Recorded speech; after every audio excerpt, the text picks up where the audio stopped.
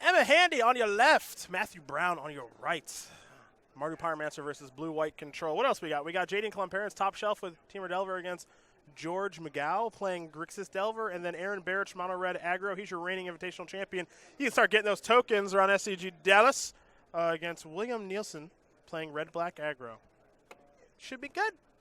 Should be pretty good. This players will be given the green light, and we'll be underway here in ein Moment. That's German.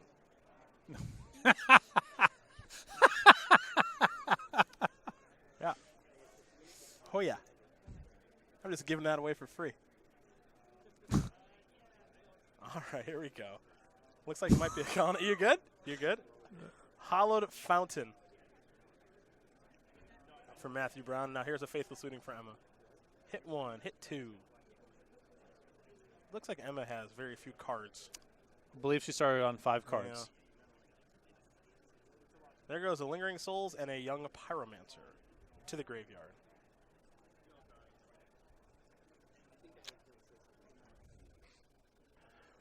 A flooded strand there for Matthew Brown as we head back over to Emma. Looks like a Bloodstained Mire in hand. Could flashback Lingering Souls right now. Get a few creatures on the battlefield. Get this party started. The thing about Magou Pyromancer, especially if Emma knows what she's up against, you're looking for specific cards. You're not looking for a removal heavy hand in this matchup. No, not at all. A point of differentiation here for Blue-White versus Jeskai Control, the Bolts, of course, and Electrolyze among them. And those are some pretty potent cards against Magou Pyromancer. I think Blue-White has a tougher time here than it does against than Jeskai does here, because Electrolyze can actually keep you up in the card count game, and Blue-White Control has to trade a lot of more resources to handle those kind of cards. This is an opt. Matthew Brown, are you playing Terminus? Oh, yes, he is. 4 of them. Okay. 4 Terminus, Matthew Brown. That's why you're going to... I had a feeling those ops would be because of Terminus. I just wanted to see how many copies, but there are 4. And I'm doing a check for Serum Visions, only 2 of those. So there you go. Terminus is really starting to make its way into Modern now. It's a card that players like more than Supreme Verdict and Wrath of God. Format's very fast. Plenty of cantrips to play stuff at instant speed if you want to try to manipulate that way. People do a lot of stuff with their graveyards, so putting on the bottom is a significant point of differentiation. Plus, you know, some players don't like the interaction of Snapcaster plus Serum Visions on a turn tapping out when the shield's down, where you're much happier to play Snapcaster Opt on the end step, things like that. I mean, people have even played Peak in Modern at times because Snapcaster Mage puts such a heavy incentive to play with instants.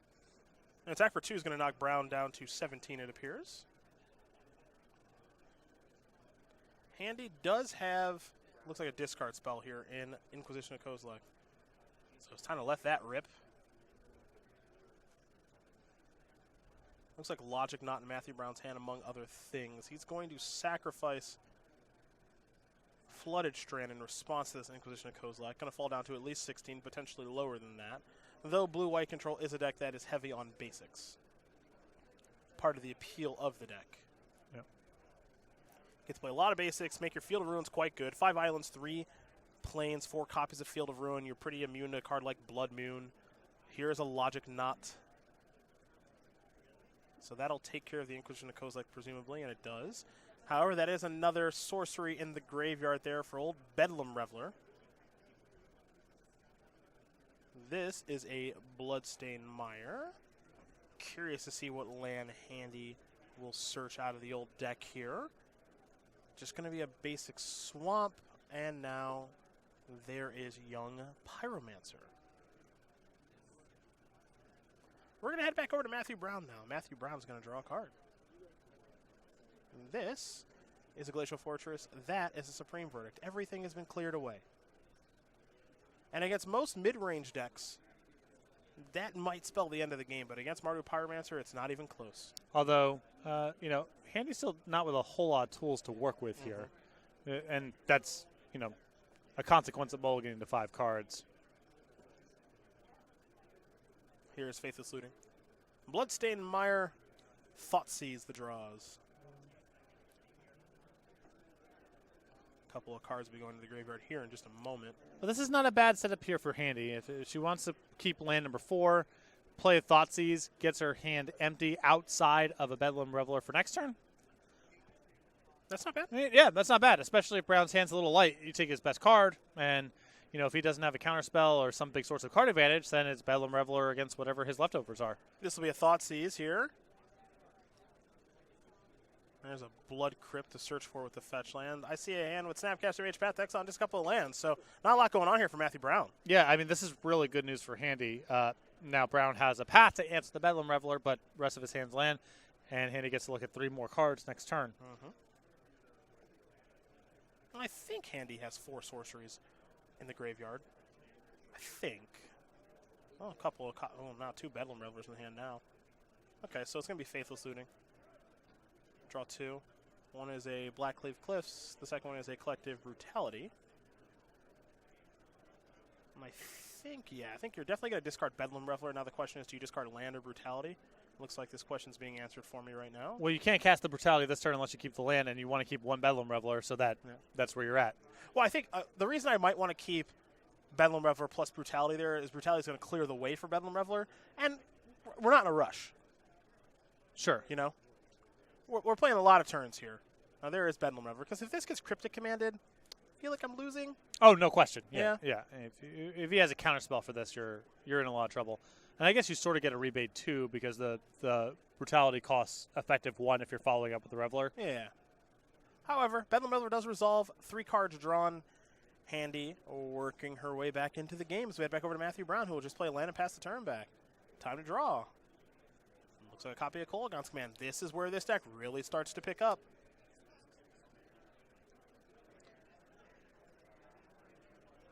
You can take a look at our bottom match there. Aaron Barich with his take on mono red aggro, and trust me when I say he is aggro, my friends. He wins game number 1 there over William Nehlsen. So your team on your left up a game in that mono red aggro-ish mirror. Here's Young Pyromancer. Resolves. Bedlam Reveler. Let's go. Looks like 3 damage is going to get dealt. I really like Barich's list for what it's worth. That's where I would be at. I've always liked his deck. I don't know why it hasn't caught on yet. Because you know what card I think is kind of secretly stinky? Secretly stinky card in these red decks that people play? What card would you think in the red decks are secretly stinky? This is if you know my disposition, this is not a hard one. I'm just trying to think of what's in the list. Is it an early creature? Or is it it's an early creature? It's probably like one of the 2-drops. I don't know, help me out. Heart of Kirin. Okay. There's a Jace. That got bolted. Not the first time you've seen that play in Magic history. Make an elemental token, too. Yeah, Handy not messing around here and just doing that in response to the Brainstorm. Doesn't want Brown to be able to pick up a counterspell or something else to protect Jace. Yep. I think very smart. Don't let that work itself into the equation. Jace is too good of a card. That's a search for his Kanta. You wouldn't expect, in the traditional sense of the game, for a red-black-white deck to be able to keep up on cards with a blue-white deck, but that's what this deck can do solely based off of Faithless Looting. And, yeah, I mean, there's so many good synergies with Bedlam Reveler, with Young Pyromancer, with Lingering Souls, just a lot of ways to pick up extra cards. And also just later on in the game, like you start flooding out, and it's a way to convert when you're flooding out into real stuff. George Magou did win game number 1 in Legacy over Jaden Klomparens. Grixis Delver up a game here over Teamer Delver. For those of you who may have thought that Grixis Delver is dead, that is not the case. Very much alive, as players have shown. As here comes Bedlam Reveler. Young Pyromancer into elemental tokens. A Path Exile will take care of the Reveler, maybe. Yes. Handy will search up a land. Basic Mountain it is. Remember, this Magou Pyromancer deck, basically just a black-red deck, small touch of white, not a lot. Yeah, basically for the upfront cost of Lingering Souls, which doesn't even come up a whole lot. Sometimes some cards in the sideboard, depending on how players build their sideboards, but for the most part, this is just a red-black kind of mid-rangey card advantage deck. Here's Kolaghan's Command showing you some of that card advantage by making Matthew Brown discard, bringing back a Bedlam Reveler, and making an elemental token.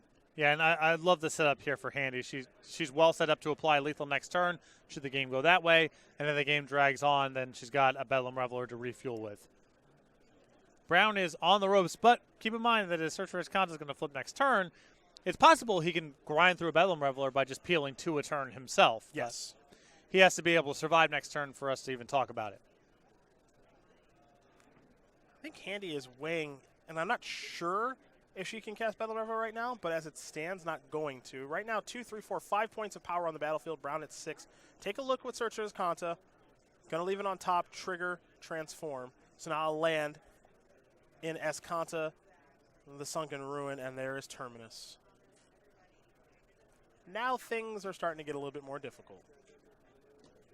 I mean, if Brown can spin off a counterspell on the Escanta here, he's I think, a heavy favorite to win the game. It's a 1-turn window here for Handy to do something very good. And it looks like Brown has access to 8 mana right now. Yep. So that means that the ability to search with the Escanta, well, activate the Escanta, excuse me, and find a Cryptic Command, of which he's only playing 3 copies. But if he's able to put that combination together, counter draw, something like that, that's when maybe Emma Handy might be out of this game. Oh, Blood Moon is a huge draw. That's a great draw here. It's a great test. It's a great test spell too. Yep. Actually, I'm curious what spell you'd lead on. Blood Moon, because you yeah, lose, because the Reveler if it gets countered. Yeah. Okay. Yeah. Good point. And if this eats a Cryptic Command, that's still a win for Handy, because then the Reveler resolves. And if this just resolves, now we're back in the spot where she's favored in the long term because she no longer has to worry about Escanta. We got William Nehlsen at the bottom. He tied things up against Aaron Barich, so they're getting ready to go to game number 3, but that means Barich will be on the play. Looks like a Field of Ruin activation here. I'm a little surprised by that. This is surprising to me because I feel like the Escanta is good enough that it's worth fighting for. Yeah. I would just open on activate and try to find a counterspell. Yeah, I would too. I'm a little surprised by this activation here. Mostly because the most important thing that Matthew Brown has going on right now is his Escanta. Yeah. That's the best thing he's got. Well, he doesn't have anything else. Yeah. I mean, he's got just lands. And he doesn't have a graveyard that's particularly good, so I'm a little bit surprised by this because now, and it looks like maybe we're going to see another Field of Ruin activation. Okay. This will still allow him to activate Escanta, but not do anything with it. Looks like maybe Handy out of basics. Yeah, she's failed to find on the 4 basics in the list. All right, so there's some mana floating here. Looks like a red and a white are floating. Yeah, I guess in this spot, Brown gets to insulate himself a little bit from the Blood Moon by getting a bunch of basics. And if he finds a Cryptic Command, he always has Bounce and whatever as an option. Sure. Path to Exile the find there for Matthew Brown. Well, now Handy going to have the opportunity here to play this. And finding a discard spell would be ideal. Now she's already played a land. A little bit of mana floating. Thoughtseize was found along with another Reveler. Yeah, that's really nice here for Handy. Great turn. Take the path. Reveler to reload. Fatal Push in hand too. Fatal Push, of course, pretty dead one here. But with a backup Reveler, the life is pretty good as we head back over to Matthew Brown.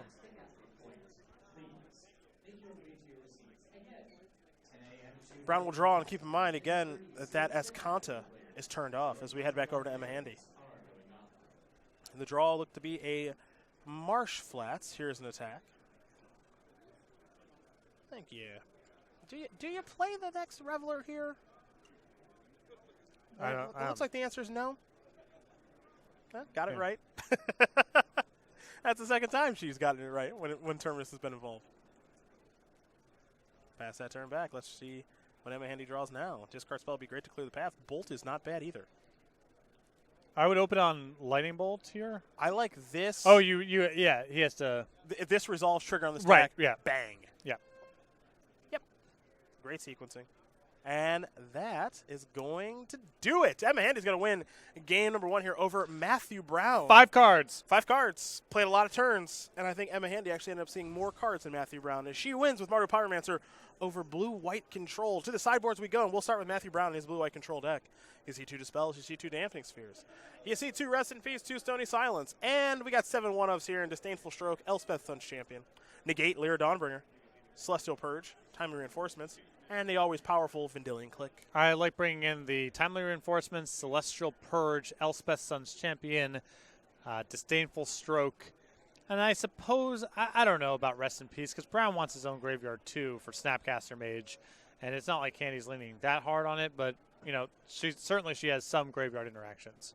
On the other side of things here for Emma Handy, 4 Leyline of the Void, 3 Fulminator Mage, 2 Camball, Council of Allocation, 2 Engineer Explosives, 2 Wear Terror, Liliana the Last Hope, and a Collective Brutality. Notably, no copies of the Bridge of the Ensnaring variety that we saw Marshall Arthurs dominate SCG Louisville with earlier this year. What do you think of this sideboard? I would bring in the Collective Brutality, the Liliana, and the 3 Fulminator Mages. Not like Fulminator is great in the matchup, but it's just another first of all, she's got a lot of removal she can just cut.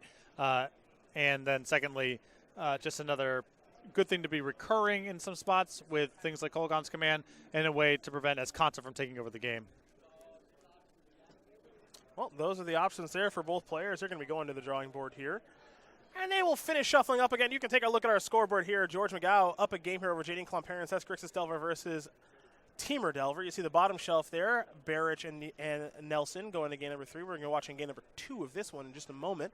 And speaking of Aaron Barich, he did win your Season 1 Invitational earlier this year at the Berglund Center in Roanoke, Virginia. He wanted to be a soldier token. Whatever Aaron wants, Aaron gets. He's a 1/1 soldier now, and he'll be able to get that token in a bevy of ways. Patrick will explain how. Well, if you attend any Open or Classic, starting in Dallas, August 18th through 19th, when you sign up, when you register, you get one of these tokens. If you can't make it out to the SCG Tour, place an order over at StarCityGames.com. $5 or more, and this will be included with your order. Congratulations to our Season 1 Invitational Champion, Aaron Barich, who we don't have any time to jump to right now, unfortunately. So that means my stamp with match with an Invitational winner is not going to be hit here. Player has pregame effects. We haven't seen that yet. No Banefire for 5. Get out of here. Merit Liege, no. Tarmogoyf? Didn't resolve, did it? Did not. No. Spellcast and the draw step, no. Expedition, no. Card off suspend. No. No. Kitesail Freebooter fails to find. Miss. Attacking creature gets exalted. We haven't seen any Noble Hierarchs or anything. Card with landfall. No. Come on. Player loses no permanents. No. Stormcount of 8. No. 3 historic cards. No. Emrakul attacking. No. Collective Brutality 2 modes. Maybe. Stoneforge finds a Batterskull. Nope. Failed to find with that second Stoneforge. Confidant reveals a land. Cleansing Nova destroys all creatures. Fetchland finds a Dryad Arbor. Graveyard. I have still 3. You got anything over there? Nope. We missed anything yet? I'm looking. Nope. Nope. Did Emma attack with 5 or more creatures that game? I don't think so.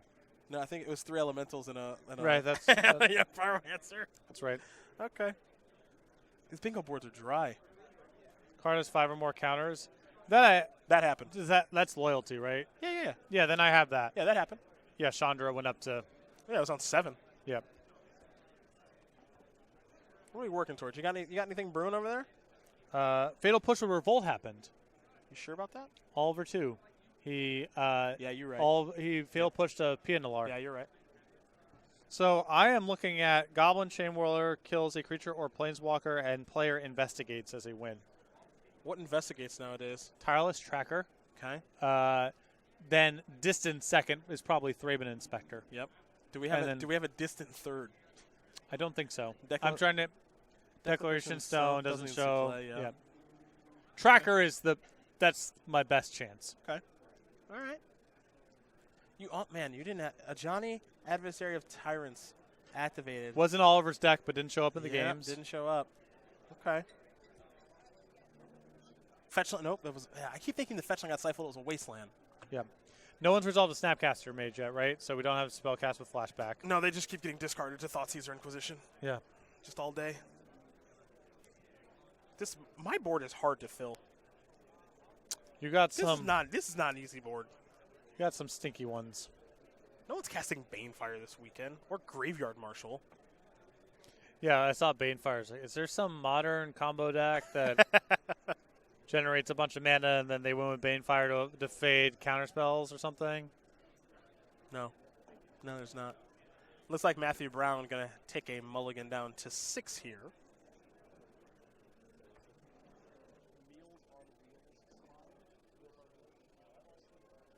So while a mulligan is taking place, you know what that means? More time to sell stuff. Let's go. That's my favorite thing. We got a new playmat coming out for you fine folks for the Guilds of this playmat's sweet. For this Guilds of Ravnica pre-release exclusive creature collection playmat, September 29th and the 30th. Which, trust me, it'll be here sooner than you think. The name of this playmat, Patrick, is Meals on Steel.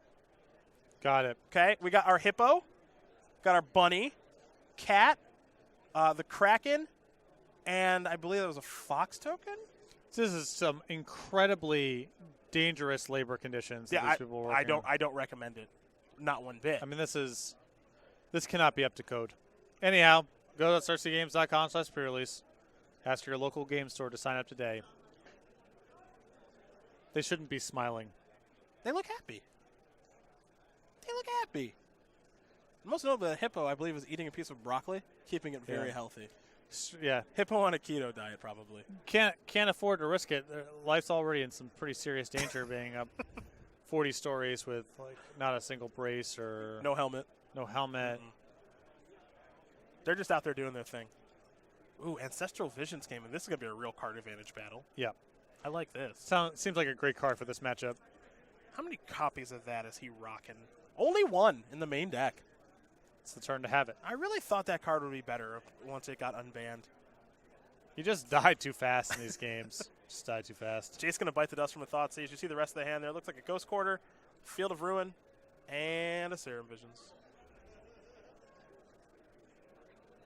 So Andy's starting to clear a path for a little something here as Visions will tick on down to 3. Brown will draw. There is Serum Visions. That, of course, will resolve. So draw a card and scry twice. Will Matthew Brown.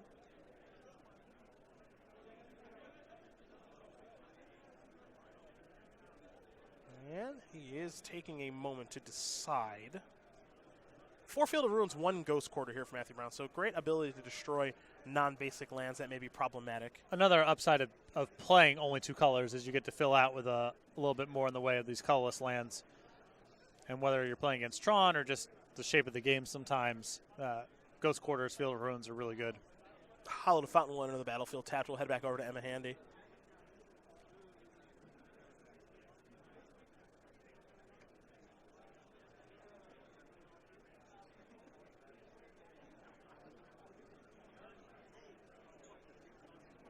Emma was considering maybe casting a Thoughtseize.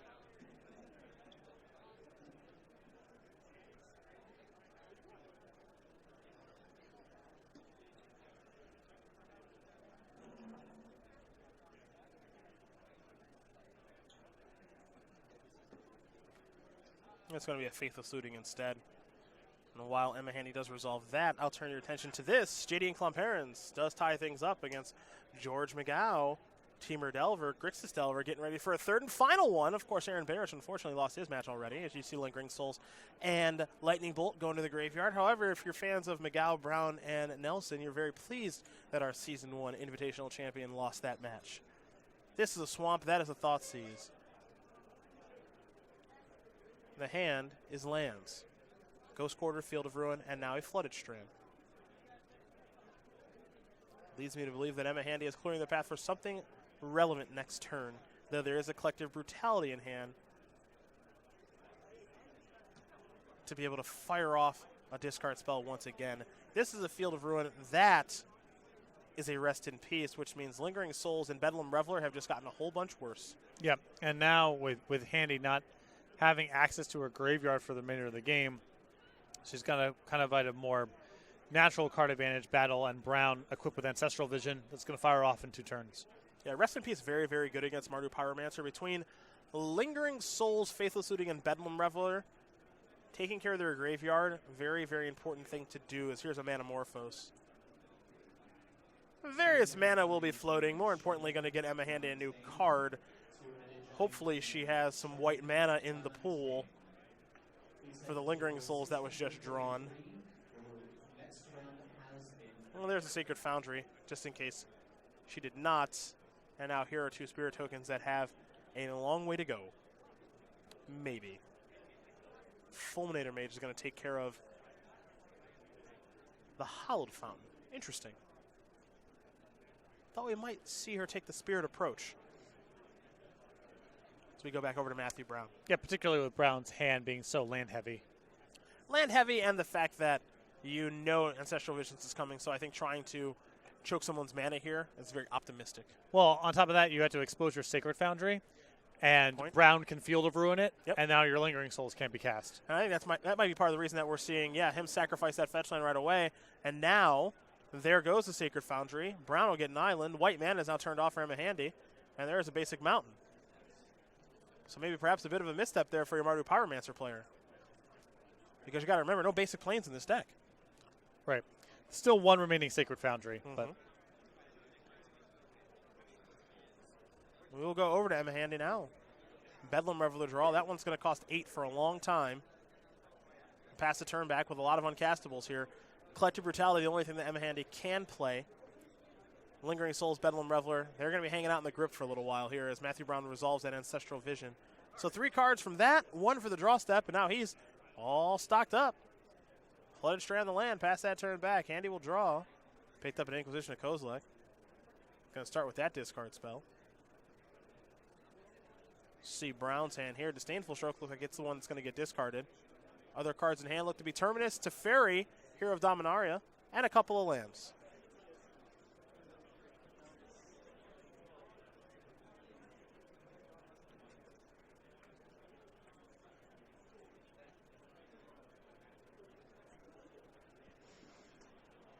I think Handy will have tops a 1-turn window to answer Teferi. Yeah, there's not a lot of game left to be played here. Yeah, and then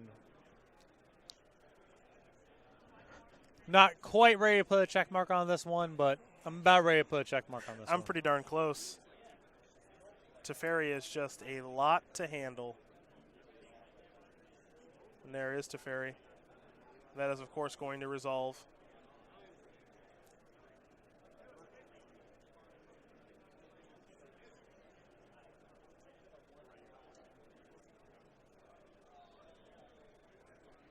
There's a Blackcleave Cliffs. And I'm not sure how much longer Handy wants to go, especially when you weigh the clock into the equation. Might as well see some cards. I mean, I wouldn't play it out for very much longer from here, but Handy will draw another discard spell here in Inquisition of Kozilek. But the problem's not what's in Matthew Brown's hand, it's what's on the battlefield as Teferi will go up to 7. There is a Field of Ruin.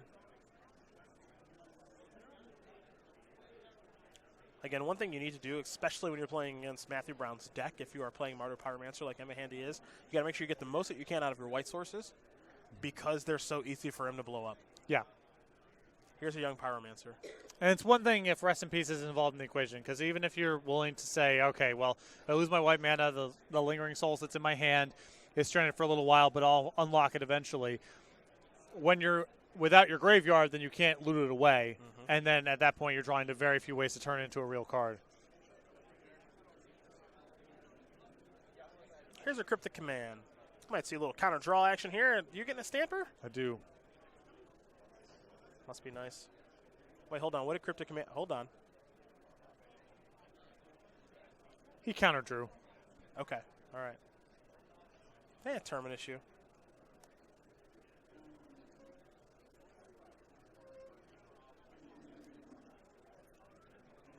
And that Cryptic Command stamp doesn't really affect things too much on your board yet. No, that's good. It's not anything. I'll take what I can get.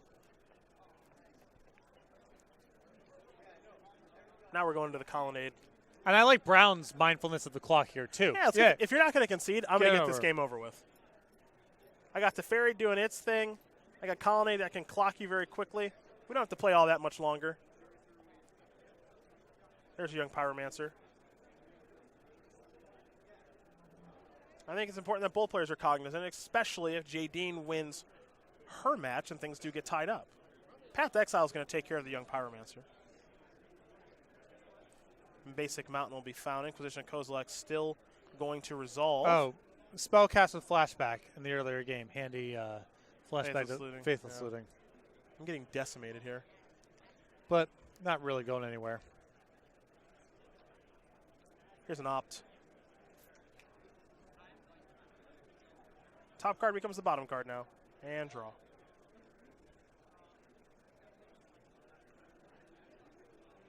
Matthew Brown with a big smile. I'd have one too.